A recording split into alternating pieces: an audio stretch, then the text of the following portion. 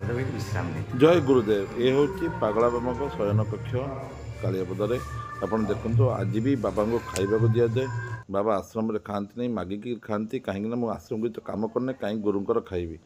बाघ मुंड बाघ छाल पर शुंती देखु। आश्चर्य लगे ये गुरु खाद्य दिखाई। ये गुरुंर बसवा स्थान था, गुरुंर विश्राम क्षेत्र यहाँ। गुरुदेव क्षमा करेंगे, आप विश्राम बाधा दौचे। आपण बाघ मुंड बिछना पड़ी। गुरुदेव क्षमा करतु।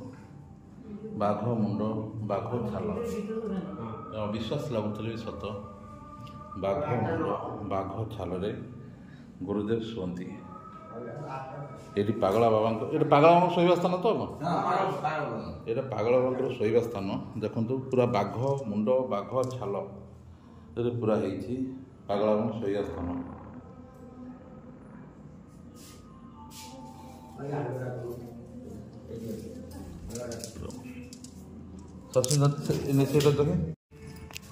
जहाँ भिक्षा कर खाती खाती क्षेत्र खाती नुहे क्षेत्र सेवा कहले पागला गुरु कौन सेवा।